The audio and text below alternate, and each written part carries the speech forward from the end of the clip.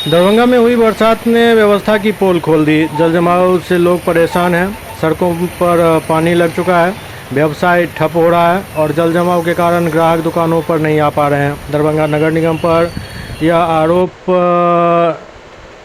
लोग लगा रहे हैं। स्थानीय नागरिकों ने नगर निगम पर गंभीर आरोप लगाए। उनका कहना है कि नगर निगम केवल टैक्स वसूली में सक्रिय है, लेकिन सुविधाओं के नाम पर शहरवासियों को कुछ भी नहीं मिल रहा है। बारिश के समय नालों की सफाई नहीं की जाती, जिससे पानी सड़कों पर बहने लगता है और जाम की स्थिति बनी रहती है। महिलाओं और बच्चों को काफ़ी परेशानी का सामना करना पड़ता है। स्कूली बच्चों को जल जमाव से होकर गुजरना पड़ता है, जो कि उनके स्वास्थ्य के लिए काफ़ी नुकसानदेह साबित हो सकता है।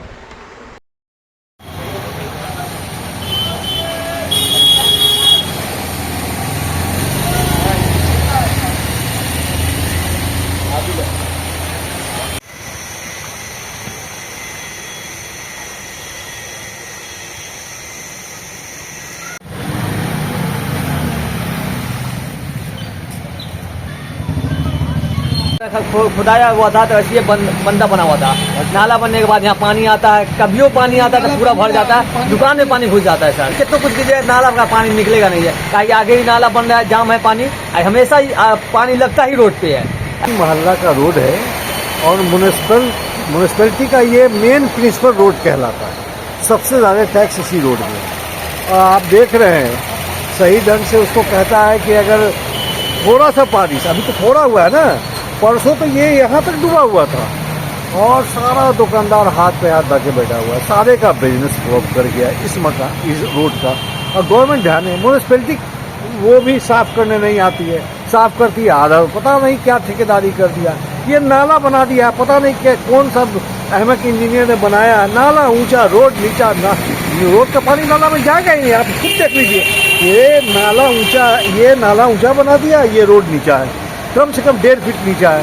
अब कौन सा इंजीनियर है, कहाँ से पढ़ के आता है, गवर्नमेंट को क्या खिलाता है, उसी को बार बार देता है। आखिर कैसे समाधान होगा जो जल का निकासी? भाई साहब, समाधान होने के लिए तो 1 हफ्ता 1 महीना काफ़ी है। उसके लिए ये जितने भी आपके जन नेता हैं उनको डिटरमाइंड होना होगा। पब्लिक समझ लीजिए कि मुर्दा हो चुका है, वो पार्टी वाइज में गुटबाजी में बढ़ चुका है। वरना ये अब तक तो जितना पैसा खर्च हो चुका है, चांदी का रोड होता कम से कम। सड़क नीचा हो गया तो क्या ऊंचा करके ढलाई करने की आवश्यकता है? ये तो सबसे पहले यही होना चाहिए। ये नाला बना दिया, रोड नीचा। अब कॉमन सेंस है, लेमैन से लेमैन जानेगा कि अगर नाला ऊंचा है तो नाला का पानी रोड पे आएगा। ये तो बरसात में इतना पानी है, अभी आप बरसात कहाँ ये होने दीजिए, नाला भरने दीजिए तो नाला का पानी रहेगा। पानी लगा होगा यहाँ पे अगर देखा जाए? कम से कम यहाँ पर आपको कुछ नहीं कर 1.5 से 2 फीट पानी है।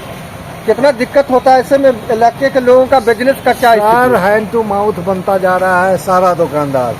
और यही दुकानदार आगे चल के क्या करेगा? वो कभी महीने में 1 आग बिक गया, उसको पूंजी तोड़ के खा पी गया। यही होता है, कोई बची। अरे बहुत भूखमरी का तो अब आ ही गया, 100% भूखमरी का। ये गवर्नमेंट जो 85 करोड़ जनता को अनाज दे रही है ना, आने वाले समय में 140 करोड़ जनता को देना होगा।